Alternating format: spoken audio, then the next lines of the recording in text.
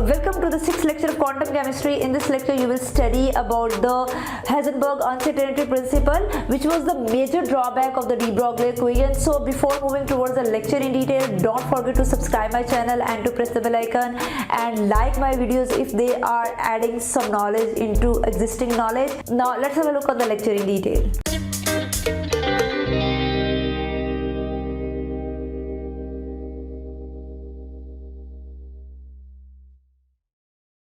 जिस तरह हम लोगों ने मैटर की डुअल नेचर के बारे में पढ़ा और हमने पढ़ा डी ब्रॉगले ने एक ऐसा एक्सप्रेशन ड्राइव किया जो मैटर की डुअल नेचर को कैलकुलेट करने में हेल्प आउट कर रहा था। तो मैटर की जब हम डुअल नेचर की बात करते हैं तो उसका सबसे बड़ा ड्रॉबैक जो था that was regarding the uncertainty and that uncertainty principle was given by Heisenberg in 1927, जिसमें उसने एक्सप्लेन किया कि क्योंकि मैटर जो होता है वो पार्टिकल और वेव दोनों तरह से बिहेव कर रहा होता है, तो इट इज इम्पॉसिबल कि हम पार्टिकल की कोई सी भी दो कॉन्जुगेट प्रॉपर्टीज जो हैं उनको एट अ टाइम बिल्कुल एक्यूरेसी के साथ मेजर करें।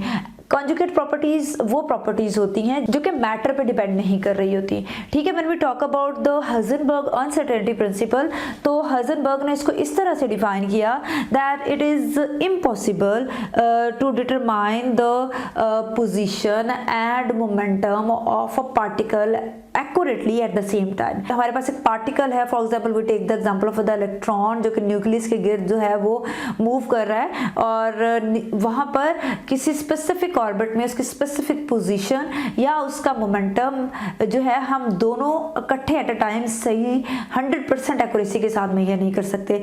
If certainty in the determination of one property introduce the uncertainty in the determination of the other property, अगर एक प्रॉपर्टी को हम एक्यूरेटली मेजर कर लेते हैं तो उतनी ही अनएक्यूरेसी, उतना ही अनसर्टेनिटी हमारे पास उसकी कंजुगेट दूसरी प्रॉपर्टी में आ जाएगी। ठीक है, अगर हम यहाँ पर मोमेंटम और पोजीशन की बात करते हैं तो मोमेंटम और पोजीशन का जो प्रोडक्ट होता है दैट इज इक्वल टू और ग्रेटर देन होना चाहिए h/2 पाई के। अब यहाँ पर देखें तो this is also a constant value and this is also a constant value. तो हम ये कह सकते हैं कि अगर हम p को इक्वेशन के इस तरफ ले आए तो delta x is inversely proportional to the delta p, mean change in position is inversely proportional to the change in momentum. किसी भी मैटर की पोजीशन और उसका मोमेंटम एक दूसरे के साथ इनवर्सली रिलेट कर रहे होते हैं। If there is a certainty of measurement in this position, then there will be a uncertainty in the measurement of the momentum. अब यहाँ पर delta x is the representing the position of the particle and this is representing the momentum. जब हम इस uncertainty Heisenberg uncertainty principle की बात करते हैं तो this is applicable only to the microscopic particles, मतलब इलेक्ट्रॉन, प्रोटॉन, न्यूट्रॉन्स, वो पार्टिकल्स जिनका साइज बहुत कम होता है, जिनको हम नेकेड आई से नहीं देख सकते।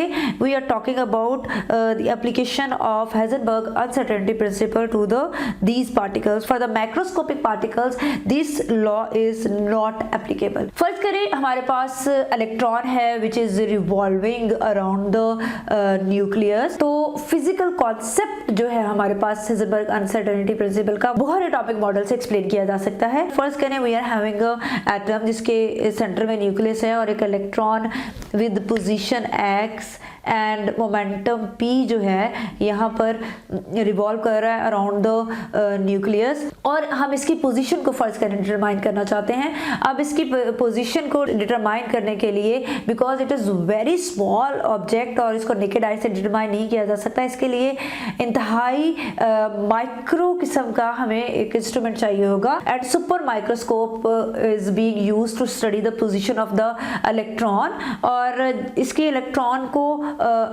की पोजीशन को फाइंड आउट करने के लिए फोटॉन्स को इसके साथ स्ट्राइक करेंगे।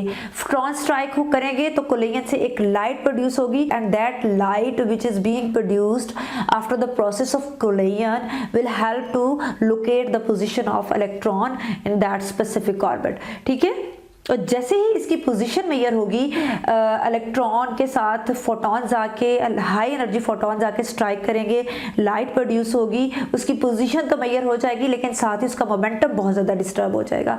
सो अनसर्टेनिटी मोमेंटम में बहुत ज़्यादा क्रिएट हो जाएगी, उसकी वेलोसिटी बहुत ज़्यादा इंक्रीज कर जाएगी as momentum as is equal to the product of mass and velocity. तो मास तो उसका हमारे पास कांस्टेंट है but there is a change in the velocity, और कोलिजन के बाद with striking of the photons of very high energy उसकी वेलोसिटी जो होगी वो बहुत ज़्यादा इंक्रीज कर जाएगी। So if there is a certainty in the one factor, तो दूसरे फैक्टर में बहुत ज़्यादा अनसर्टेनिटी जो है वो जनरेट हो गई है। So this is all about the Heisenberg uncertainty principal. In the next lecture you will study about the eigen values, eigen function and some operators which are being used in the quantum chemistry. Till then stay happy, keep learning and comment section में comment करें उन तमाम topics के नाम जिनके बारे में आप सीखना चाहते हैं।